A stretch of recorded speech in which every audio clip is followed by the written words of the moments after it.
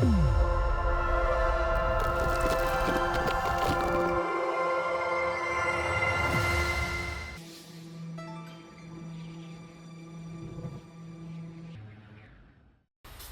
بن حوي كلا إجزي كنراخب إجزاير عدل تذهبنا بتعمي دسي بلاني نسخد ما خمس كنراخب كاب إجزي خاصلة سو فقط تعمي خمس كنا كادلي باسم فري برودكشنز تزحلف إذا قبرنا يوك على محتت مساحة نبزوحات سبات كم زرابحة بزوحات ما خم تحقوسوا له سمعنا لنا سخون سمعك هلا لو ميناتو مقصلتها بزعبة حمام منشرو قرب اتويلنا كنزارب ايه حسيبه سازي نحكي بتعمل ثانك يو እግዚአብሔር አምላክ ድማ ይባርክካ ከምዚ ዓይነት እድል ስለትገብረልና ደለኻ ሎም ብዛዕባ መንሽሮና ይጡብ ደይን ዛረብ ኢለ ሓሲበ ብጣዕሚ ጽቡቕ ዳንኤል ሓወይ again ይቐኒለይ ዝኹሉ ተጓዒዝካ መጺኻ ድሃይ ምግባርካ ካልኣይ ግዜ ብጣዕሚ ሕጉሴ ከምዚልና ምርኻብና ድማ ንኻልኣይ ግዜ ኣብ ሓፂር እዋን ብጣዕሚ ዘሕጉስ እዩ ስለዚ ክንጅምር እንድሕር ደኣ ኮይና ምናልባት ቁርብ ሪፍሬሽመንት ነቲ መዘኻኸሪ ክኸውን ካብቲ ዝሓለፈ ዝጀመርናዮ ሓደ ቁርብ ነገራት ትንክፍ ከብል እንታይ እዩ ናይ ጡብ ካንሰር ምክንያቱስ እቲ ደሰንብድ ነገር እንታይ መስለካ ብፍላይ ጓል ኣንስተይቲ ኣብ ጡባ ንእሽተይ ነገር እንድሕር ተንኪፋ ሒዛ ጥረ ረኺባ ትሻቐል እያ ደሻቐልካ እዩ ግን ኩሉ ከዓ ጥረ ወይ ኣብ ጡብካ ዝወፅእ ነገር መንሽሮ ማለት እውን ኣይኮነን ስለዚ ኣብቲ ዝሓለፈ ተዘራሪብናሉ ነርና ክልተ ዓይነት ከም ዘሎ እቲ ቢናይን ዝበሃል ከስፋሕፍሕ ዘይክእል ግን ኣብቲ ከባቢ ዝወፆ ቦታ ዝዓቢ ግን ከዓ ዘይወርር ነቲ ከባቢኡ ዘይወርር ወይ ድማ ኣብ ደም ኣትዩ ናብ ካልእ ቦታታት ከም በዓል ዓፅሚ ወይ ፀላም ከብዲ ወይ ናብ ሓንጎል ዘይከይድ ዓይነት ሕማማት ኣለዉ እዚኦም ብዙሓት እዮም ኣብ ጡብ ድወፁ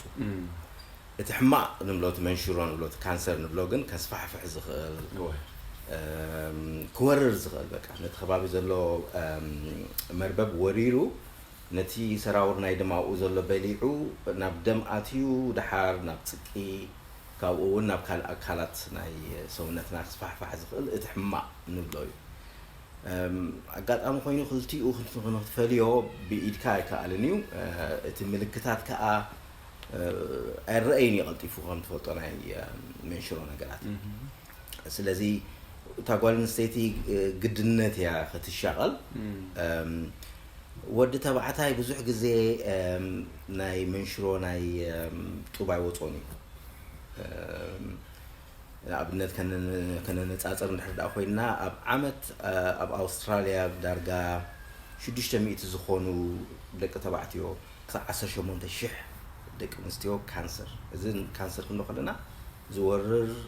ከይድ ዝኽእል ግድነት ክሕከም ዘለዎ ዓይነት ካንሰር እዩ ኢና ንዛረብ ዘለና ስለዚ ትፍልልዩ ትሪኦ ከለካ ብጣዕሚ ዓብዩ ኣብ ደቂ ኣንስትዮ ዳርጋ ካብ 7 ደቂ ኣንስትዮ ሓንቲስ ግድነት ካንሰር ክሕዛ እዩ እቲ ስታቲስቲክስ ዘርእየና ዘሎ ኣብ ዓለም ተቐዳማይ መንሽሮ ዝበሃል ኣብ ደቂ ኣንስትዮ ብቲ ዝለዓለ ቦታ ሒዙ ዘሎ ናይ ጡብ መንሽሮ እዩ ኣብ ሙሉእ ዓለም ኣብ ከባቢና እውን ከምኡ ኣብ ኣሜሪካ እውን ከምኡ ስለዚ እቲ ብዝሒ ናቱ ፕሪቫለንስ ናቱ ቁርባ ኣስጋይ እዩ እዚ ኮይኑ ግን ኣብ ዝሓለፈ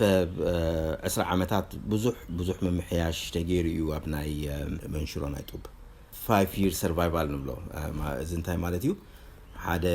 ሕሙም እንድሕር ደኣ ካንሰር ሒዝዎስ ድሕሪ 5 ዓመት ሲ ብሂወቱ ኣሎ ዲ ወይ ኣላ ድያ ዝብል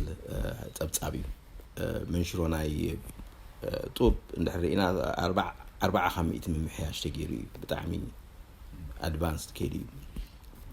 እዚ ከዓ ንምንታይ እዩ ኮይኑ ድሕሪ ኢልና ኣብ ብዙሕ ሃገራት ስክሪኒንግ ፕሮግራም ተጀሚሩ ብተስዓታት እዩ ተጀሚሩ ስለዚ ካብ ተስዓታት እስካብ ሕጂስ ዳርጋ ዝያዳ ካብ 10 ዓመት ንላዕሊ ማለት እዩ ብዙሕ ምምሕያሽ ኣምፅኡ እዚ እንታይ ስክሪኒንግ ፕሮግራም ክንብል ከለና ደቂ ኣንስትዮ ካብ ዕድሚአን ካብ 50 ክሳብ 74 ከባቢ ዘሎ ከከም ሃገሩ ይፈላለዩ እዩ ኣብ 2 ዓመት ማሞግራም ክገብራ ማለት እዩ ማሞግራም ሓደ ዓይነት ኤክስሬይ እዩ ከም ሲቲ ስካን ከም ኤምአርአይ ኮይኑ ብጣዕሚ ሎው ዶዝ ጨረር ዘለዎ ኤክስሬይ እዩ ንጡብ ተባሂሉ ዝተሰርሐ እዩ እዚ እንታይ ዘርኢ ኣብቲ ጡብ ዝኾነ ካብ ንቡር ወፃኢ ነገራት እንድሕር ተራእዩ ወላ ንእሽተ ይኹን ካብ 1 ሰንቲሜትር ንታሕቲ እውን እንተኾነ ከርእካ ይኽእል እዩ ታጓል ኣንስተይቲ እዚ እንድሕር ተገይሩላ እሞ ከዓ ንእሽተ ነገር ተተረኺቡ እታ ዝተረኣየት ነገር ትምርመር ማለት እዩ ሕጂ ትምርመራ በብዓይነት እዩ ባዮፕሲ ኣሎ ወይ ከዓ ኤክሲዥን ኣሎ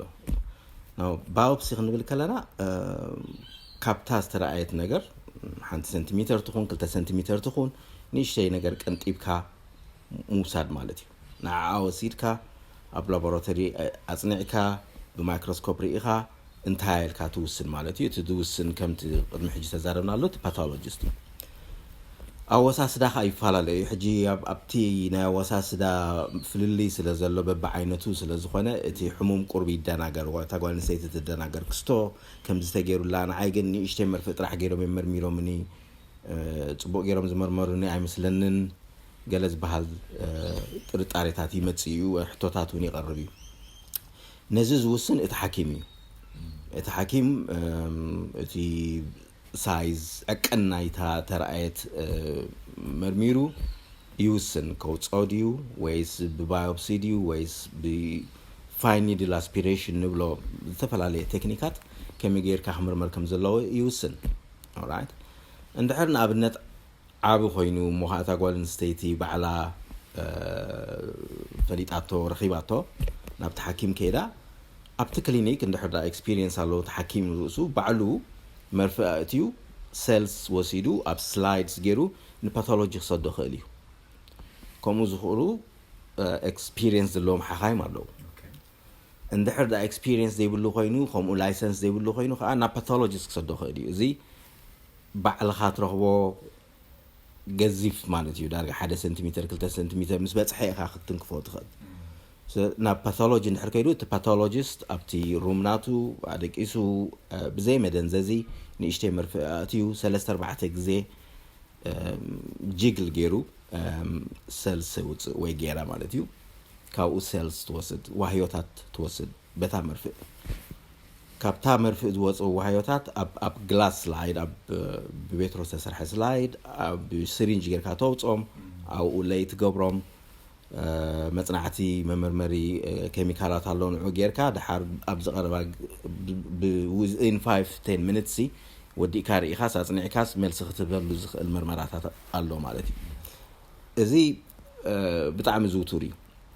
ስለዚ ታጓል ኣንስተይቲ ክስንብድ የብላ ንምንታይ ዶ ይውፅዎ ከይውፅዎ መርሚሮም ሲ ካንሰር ኢሎምኒ ዝብል ብዙሕ ፀገም ፈጥር እዩ ኣብቲ ሓንጎ ብሓንሳእ ምስ ሬዲዮሎጂን ምስ ፓቶሎጂን ብሓንሳእ ይሰርሕ ማሞግራም ሽዑ ጌርካ ሽዑ እቲ ፓቶሎጂስት መርፍእ እትዩ ሰል ወሲዱ ነቲ ሓኪም ኣብኡ ብሓንሳእ ኢንፎርም ገብራ ስለዚ እዚ ዘሻቕል ኣይኮነን ቢናይን እዩ ወላ ሓንቲ ነገር ኣይድልዮን ይበሃል ቆፀራ ወሃባታ ሕምምቲ ን2 ዓመት ድዩ 3 ዓመት ድዩ ኦኬ well is this ሕማዩ ካንሰር እዩ ተባሂሉ ሽዑ ናብ ልዕል ዝበለ ባዮፕሲ ትኸይድ ኮር ባዮፕሲ ትበሃል እዚ ሴልስ ዋህዮታት ዘይኮነስ መርበብ ወይ ቲሹ እዩ ቀንጢቡ ደውፅእ ኦኬ እንድሕር ብፍላይ እታ ዝተረኣየት ብማሞግራም ኣዝያ ንእሽተይ ኮይና ክትንከፍ ዘይትኽእል ኮይና እቲ ፓቶሎጂስት እቲ ሓኪም መርፍእ ኣትዩ ክረኽባ ዘይክእል ኮይኑ ስቴሪዮታክቲክ ባዮፕሲ ብማሞግራም ተመሪሑ እቲ ሬዲዮሎጂስት መርፍእ ኣትዩ ቀንጢቡ የውፅእ ማለት እዩ ቲሹ እሱ ስዑን ፓቶሎጂ ስደድ እሱ ከዓ ተመርሚሩ እቲ ዳያግኖሲስ ይረጋገጽ ኦኬ again ኣብዚ ክንግንዘቦ ዘለና ኩሉ ግዜ ካንሰር ማለት ኣይኮነን ብፍላይ ኣብ ስክሪኒንግ ፕሮግራም ዝኸዳ ደቂ ኣንስትዮ መብዛሕትኡ ግዜ እቲ ዳያግኖሲስ ቢናይን ወይ ኖርማል እዩ ኦኬ ክስንብዳ የብለንን ኦራይት اتي زوحاده يتي منشرو نبلو alright جن نختفليو سلا زي تخيل بزي بروسس زي تحلف علىك كترجعت عينا يوتي دحان زخنه منالبات ناي مصباحتي طرح حكمنا زدليو عينا يتحمق ناي مصباحتن ناي راديو ثيرابين ناي كيموثيرابين حكمنا زدليو اذن من فلايوت عند ነገር እዚ ስክሪኒንግ ፕሮግራም ግን ከም ዝበልና ብተኣዝዩ ጠቃሚዩ እዚ ኻነቲ ናይ ሕማም መንሽሮ ናይ ጡብ ከትሕቶ ኽኢሉ ዘሎ ኣብዚ እዋን እዚ ሓንቲ ሰብሲ ሕማም መንሽሮ እንተዳ ኣለዋስ ከመይ ገይራ ኣትፈልጦ ኣጋጣሚ ኮይኑ ከም መብዛሕትኡ መንሽሮታት ኣይፍለጥን ናይ መብዛሕትኡ ሕማም መንሽሮ ኣብ ዝኾነ ቦታ ኣብ ቆርበት ተዘይ ኮይኑ ክትፈልጦ አሸጋሪ ናህር ምሰደደ ዩቲ ቃንዛቲ ስምዕታት ክመጽ ዝኽእል ስለዚ በዓልኻ ምርአዩ ነቲ አካላት ካሲ አገዳሲ ይኸውን ማለት እዩ ስለዚ ታጓልን ሰይዲ ወዲ ተባዕታይ እንታይ ክሪዩ ዘለዎም ነፍሶም ክሕጸቡ ከለው ሲናብነት ከመይ ገይረ ኣነ ገለ ክልወን ዝኽእል ኢላ ታጓልን ሰይዲ نفسها مدهساس حما ايكونن هذا تي ጫፍ ናይ ጡብና ኒፕል ንብሎ ኦኬ ኖርማሊ ሲሜትሪካሊ ማለት ማዕረይ ተጠዊል ካለ ነፍስኻ እንድሕር ኢኻዮ እተን ክልተ ጫፍ ናይ ጡብ ማዕረይን ኩሉ ግዜ ሓደ ላዕለ ሓደ ታሕቲ ይኮነን አካላትና ማዕረይ ተፈጢሩ ሕጂ እንድሕር ዳ እዚ ዘንቢሉ አስተብሂላ ታጓልን ሰይቲ ወላ ወዲ ተባዕታይ ብዘይ ምኽንያት እንታይ ዳዩ ኢላ ናብ ሐኪም ከይዳ ክትነግር ክትክእል ኣለዋ ካላይ እቲ ዓቐን ሳይዝ ንብሎ ናይ ጡብ ኖርማሊ ማዕረይን ክልተን ኩሉ ነገር ማዕረይና ተፈጢርና ኦኬ እንድሕር ሓደ ዝያዳ ዓብዩ ካብቲ ሓደ ክትጠራጠር ክጅምር ክትክእል ኣለዋ ንሐኪማውን ክትነግሮ ኣለዋ ኣነስ ኣስ ይስተብለሉ ኣለኹ እዚ ተፈላልዩ ሓደ ዓብዩ ሓደ ንእሽተይ ንምንታይ ከም ዝኾይኑ ኢላት ነገር ኣለዋ ምንት መርመራ ክትገብርና ኣብነት ማሞግራም ተሐኪሙን ብኢዱ ብደንቢ ዳህሲሱ ምንቲ ቼክ ገብራ እዚ ከተስተብለሉ ኣለዋ ካለ ኣብቲ ቆርበት ሓደ ግዜ ምልክታት ክረአ ይኽእል እዩ ናይ ደም ሰራውር ዝያዳ ኮይኖም ወይ ሕብሪ ናይ ቆርበት ኣብ ልዕሊ ጡብ ዘሎ እንድሕር ኣለዉ ጥገይሩ እዚ እውን ኣገዳሲ እዩ ከተስተብለሉ ብፍላይ ኣብታ ጫፍ ናይ ጡብ ተኸባቢ ናይ ጫፍ ኣኡ ዘይሓው ቁስሊ እቲ ቆርበት ሕብሩ እንድሕር ቀይሩ ሓርፊፉ እዚ ጽቡቕ ምልክት ኣይኮነን ብዘይ ምኽንያት ከምኡ ክገብር ኣይኽእልን እዩ ናይ ቆርበት ሕማሙን ክኸውን ይኽእል እዩ ግን ኣብ ትሕቲኡ ሕማቕ ነገር ከይህሉ ብታሕቲ ካንሰር ንኸይህሉ ግድነት ንዕኡ ምድህሳስ ኣድላይ ይኸውን እዚ ከምኡ ዓይነት ምልክት እንድሕር ሪኣ ታጓል ኣንስተይቲ ከይዳ ነቲ ሓኪማ ከተፍልጦ ወይ ከተፍልጣ ይግባእ ማለት እዩ ካልእ ቃንዛ እዩ ኣጋጣሚ ኮይኑ ከም ዝበልኩኻ ቃንዛ ኣይገብርኒ መብዛሕትኡ ናይ ጡብ ሕማማ ስለዚ ኣያቐንዝወንን እዩ ዘሎ እሞ ደሓንዩ ኢልካ ሸለል ምባሉ ዓብዪ ጌጋ እዩ ቃንዛ ዝጅምር ሱር ምስ ሰደደ ምስ ዓበየ ክዓቢ ከዓ ይንደልዮን ኢና ብእዋኑ ካብ 1 ሴንቲሜትር ከይገዘፎ ከሎ ክንረኽቦ እዩ ዘለና እቲ ጻዕር ክንገብር ዘለና ንእሽተይ ከሎ እንድሕር ተረኺቡ ናይ ምድሓን ኪውር ሬት በቃ ኮምፕሊትሊ ነፃ ናይ ምዃን ዕድልሲ ኣዝዩ ዝለዓለ እዩ ስለዚ ብእዋኑ ቃንዛ ክሳዕ ዝስማዕካ ዘይምፅባይ ኣብዚ ከነትሰብ ከሰንብዶ ይደልኒ ምክንያቱ ሓደ ግዜ ቃንዛ ዝገብር ናይ ጡብ ሕማማት ኣሎ ግን መንሽሮ ከዓ ዘይኮነ ኦራይት ብፍላይ ጡብ ፋንክሽናል ኦርጋን እዩ ኦኬ ማለት ስራሕ ዘለዎ ኣካል ናይ ሰውነትና እዩ ቆልዓ ክውለድ ከሎ ወዲ ይኹን ጓል ጡቡ የብሉን ክትብሎ ትኽእል ኢኻ ፍላት ኖርማሊ ድሓር ፒበርቲ መፅእ ማለት እዩ ጉብዝና መፅእ ጎርዞ ኸውን ይዓቢ እዚ ናይ ሆርሞን ለውጥታት እንድዩ እቶም ዋህዮታት ክዓብዩ ይጅምሩ ኣብቲ ከባቢ እቲ ስትራክቸር ቁርብ ምናልባት ምዝራብ ከድልየና يخوني بزح ديب كي أتنا كم حدا تخلق نحسبون خلينا هانت تخلي برانش اللوا أنا فرا اللوا أما أكل كاتو جند الله حجي أبوشت يتوب بزح تخلطات الله استفل عليه أوكي تنتن جند تراقيبا كلًا حانتي داكت فترة حانتي تبو حانتي متني فتيرا نابتاج أف يمتع بوي خا تتصبع دوت تتصبع دسرح جن أبتي أنا فري نوع خا نوع كابرز قبل لاين قبل وحيوتات الله زيهم صح اللهم سرحناتهم كا ببجزي يلاوط مالتي قال نسيتي مس تأنست تطبع عبي سبع كي سرح يجمر قال عام استولده تتصبر راديو هينو تي قلعة يطبب سلازي كومبلكس زخونه حدا أكلنا يسوونتنا أيو تي إذا لو تطات إذا فيزيولوجيك لو تنبلو حرق زي نتي أو إذا لو شامبوك أطات نايسرح لو تندحرد أقوالي فو موجيقاتها تفتيمو يعبسو شامبوك أطات كعبس كله شعور خندي تي تباديو تي سكريشن تبدأ أو بدن بزحلف يعقد إذا عقد كله نتي شامبوك أطات أو إذا لو تشامبوك أطات بلنا لك عمتي جندي مالتي نايت تخلي كندي نورمال زهون كحبة الجمر سو سيست يفتر سيست مالت تقول إن دحر وجدوا حبيتو ندا تنفح خم بالانشينا مالتيو نيشتي استنفح نجر يقبل إذا خا سكريشن يحزمه كأنزح قبل الجمر هناتي يوتر الله شعور تقول نستيتي تسنبد مالتي وكأنزل لني انتهى يا خيني إذا اسمه شروديو زبل تعيش ممت ندحر بإدادة سيلاون كتروح وتخيله تازا حابت نجر كتب استمع قرات خيله بإيده إذن أمرمرا بماموجرام دي بألترا ساوند بقليل خلت يزفل بحلف ألترا ساوند بنايدم تجرر تسرح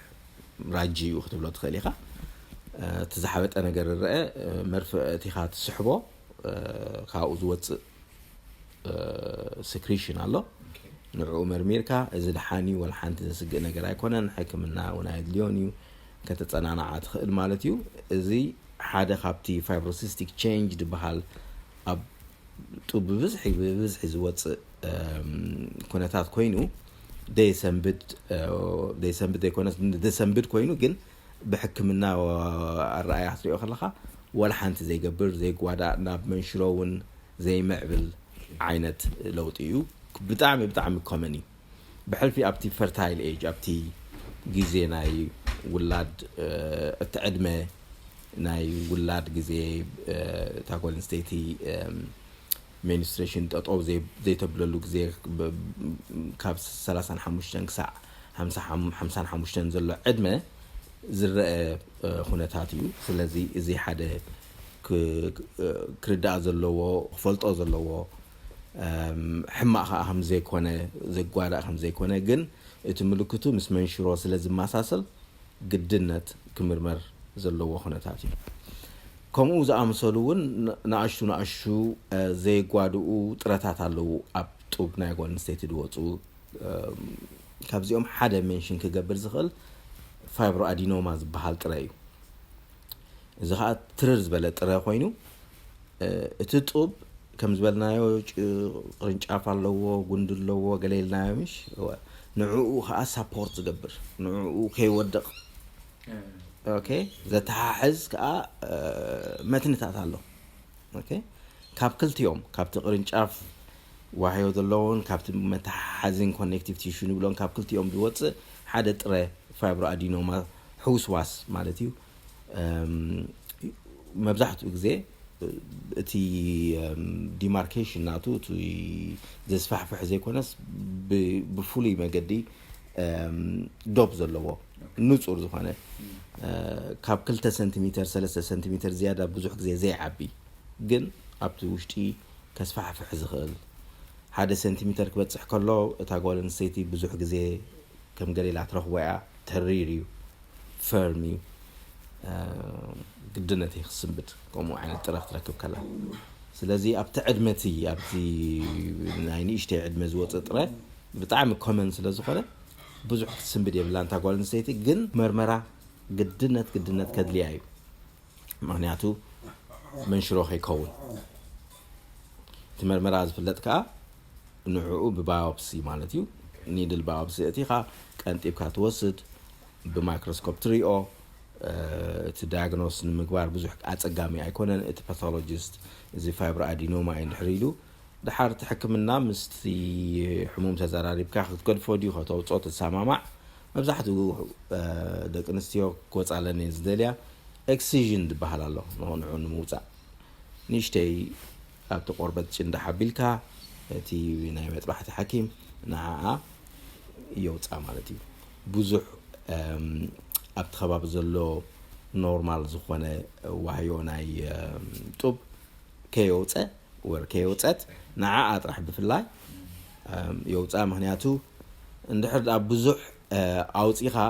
ኮዝሜቲካሊ ማለት እታ ጡብ ክትንእስያ እቲ መልክዕ ናይቲ ጡብን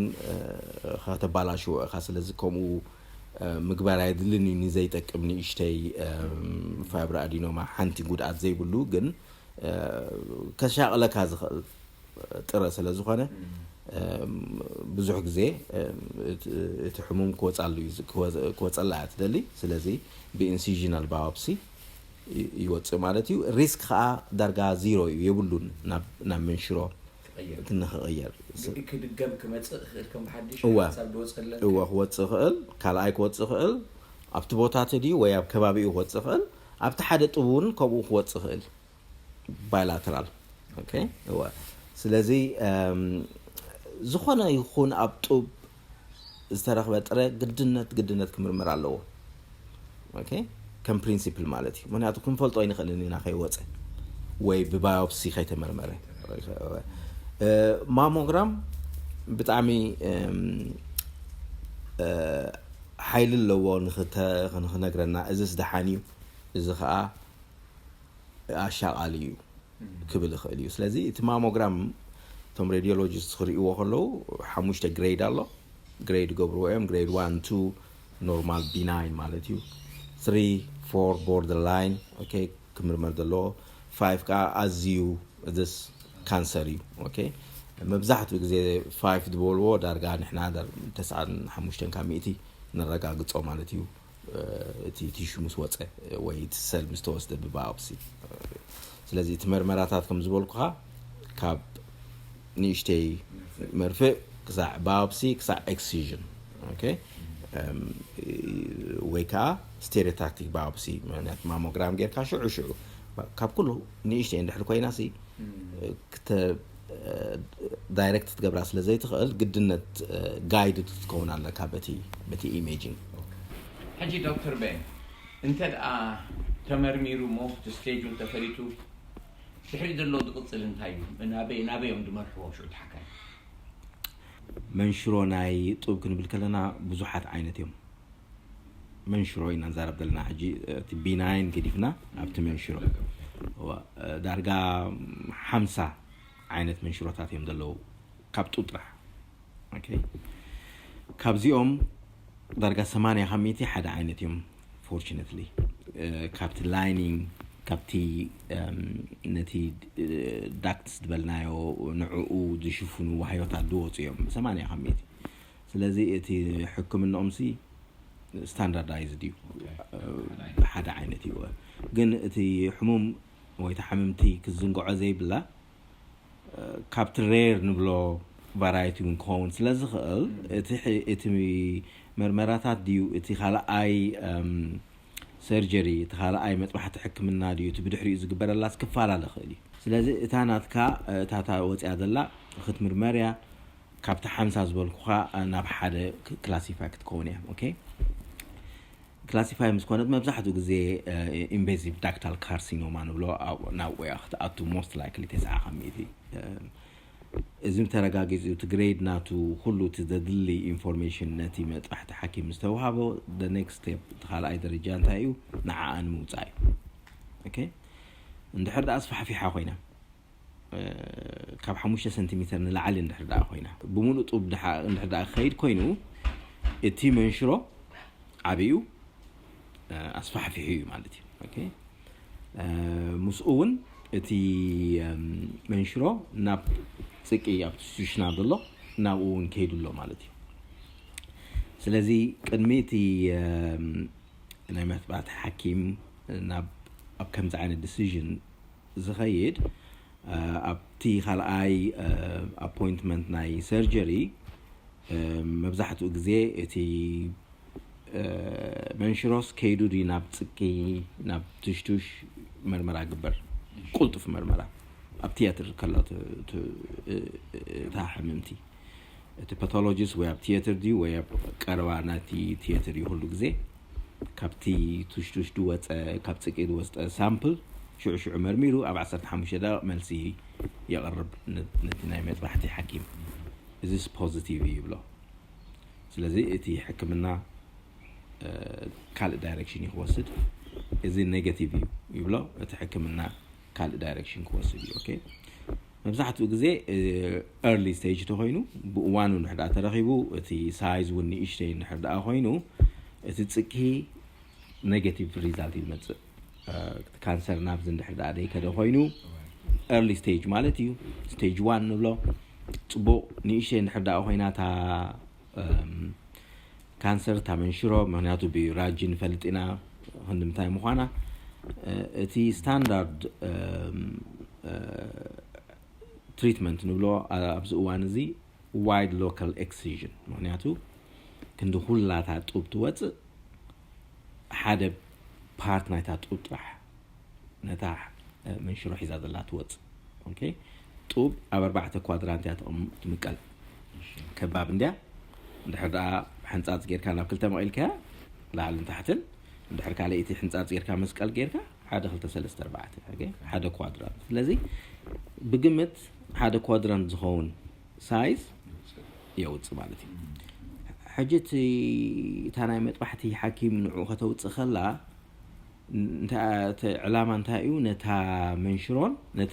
اب ከባቢ አዘሎ ኖርማል ኦኬ ካብ መስሩዕ ደይ ወፀ ናይ ጡብ መርበብን ሓቢራ ተውጽእ ስለዚ ተኸባቢ ናይታ መንሽሮ ነፃ ምኸውን ትጽዕር ማለት እዩ ኦኬ እዚ ና ፓቶሎጂ ኸይድ ካልኣይ ግዜ ንምርመራ بدنبي اتي جريد ناتو نهري ناتو اسكا عندي مخانو እንደገና خلای ጊዜ ምርመር የተዘድሊ መርመራናይ ፕሮቲን ሪሴፕተርስ ወይ ናይ ሆርሞን ሪሴፕተርስ ና ኤስትሮጅን ፕሮጀስተሮን አለው ወዲ ይብሉን ፐርቱ ድባል ሓደ ሪሴፕተር አለው አብቲ ወሃዮታት አብ ሰርፈስ ናቶም አብቲ ሽፋን ናቶም አለው ዲየለን እዚ መርመራታት እዚ ይካይድ ማለት እዩ እቲ ፓቶሎጂስት አብ ልዕሊኡ እንታይ ምርምር መስለካ abdam sarawri Allah khode abti zuwata እዚ ናይ lymphatic space ባህል መትነታት አው አትይዱ ያተወን እዚ ሁሉ ብዙሕ ነገር ይዘጽና እቲ ፓቶሎጂስት ኦኬ ነዚ ሁሉ አጽኒዑ ሓደ ሪፖርት ይቀርብ ነቲ ናይ መጥባሕቲ ሐኪም ነቲ ኦንኮሎጂስት ኦኬ ቡኡ ደረጃ ተመርኪሶም ካሳቶም ሰለስቲኦም በሓደ ኮይኖም ይውስኑ እዚ ሕሙም እዚ ሲይ ወይ ዝሐምምት እዚ አሕጂ ካልኣይ ሰርጀሪ አይድልያኒው ወጪዩ እቲ መንሽሮ ካብቲ ጠርዝናቱ ርሒቁ ይዘሎ ኦኬ ዝገደፍና ዋህዮታት ናይ ካንሰር ክሉ ብጣዕሚ እቲ ዕድልሲ ትሑትዩ በዚ መሰረት እዚ ዝሕሙም እዚ ዝሐምምት እዚ ዘድልያ ምናልባት አጁቫንት ባህል ሬዲዮ ቴራፒ ሆርሞን ቴራፒ የድልያ ኸውን ምእንቲ ኸይምለሳ ኦኬ ሬዲዮ ቴራፒ ዳርጋ ብዙሕ ጊዜ ይዝዋሃብ ምክንያቱ ወላ እኳ ብዓይንኻ ዘይርአ በማይክሮስኮፕ ዘይርአ ነገራት ሁሉ ወፂልካ እንተ ሓሰብካ ዘይርአ ነገራት ኣብቲ ከባቢ ስቲል ተሪፉ ኸይከውን ይወሃቢን ብፍላይ ግሬድ ናቱ ትናህሪ ናቱ ድሕዳ ሕማቅ ኮይኑ ካልኣይ እሱ ይወሃብ ማለት እዩ እዚ ግን ምስቲ ሕሙሙን ምስቲ ሕመምቲ ብዙሕ ዲስካሽን ይግበር እዩ ስታቲስቲክስ አሎ እዚ ግሬድ እዚ ዝናህሪ ዘለዎ ክንዲዚ ሳይዝ ዘለዎ እቲ ዕድልናቱ ንኽምለሰኪ ክንዲዚ እሞ راديوثيرابي دخون بكي نعخي زي ذا حاشي قبل عليو متعوض إنا جن ريكر كجبر عليو بزبل المجدي أوكي إن ده نهارو حما كوينو أب سراورنا يدم ببزحلو أب تي ليمفاتيكس الله أوكي بدحريون قدنا كيموثيرابي خد اللي خون أوكي أب تريتمنت قرب كومبلكسي مهنياتو قليو كم زبالكوها نهار زي ولو قليو ريسبتر ERPR positive treatment زلو أوكي حكمنا زلو قليو ها HER2 receptor positive نولا أوكي بتارجت ثيرابي كي كحكم زخ مهنياتو ساتهم ولا كوا aggressive يخونو ولا كوا نهار زلوهم ناي توب منشورات يخونو زوم HER2 positive نبلام درجة حسرة خميتي زوم HER2 positive دباليهم تبو حكمنا اللوام كيموثيرابي زي كونس هرسبتين دبحال نتي ريسبتر بلوكس قبرمو نتي ريسبتر انديونتي نتو هايو درايفز قبرو زلو سو إلوهم بازح قبرو زلو نعود أطو كبل سلازخل بخوم عينت يحكموا مالتي سلازي اتي حكمنان اتو وسانيتاتن اب حدا مالتي ديسيبلينري تيم سيتينج حدا حكيم زوسنو يكونن ازي تاريفي حدا حكيم زوسنو حكمنا دارجا اوت ديتد يجي اوكي انتي مالتي اتي مسوصت باثولوجي ريبورت مسوصه مستقربه اخيبا قبر اتي نامت واحد حكيم تو اونكولوجيست اتي باثولوجيست دلوه او ديسكاشن يقبر مسؤون كالوت عينت حخاي مالون راديو ثيرابي تريت زغبرو نيرسز كلها هونكا وساني وسن اتي شعو اتي حكيم نايتا حممتي زي توسين زلو يلو مساء تسامع معهم حدا حكمنا درجة يوسن مالتي سلازي اتي كالاي ستيب زبلنايو ابتي باثولوجي زمسرتي وانت يخبر كم زلو اندحر عابو خوينو كن كمتي انتو تنكف تبلنايو تاطب بخلا ختلقسيا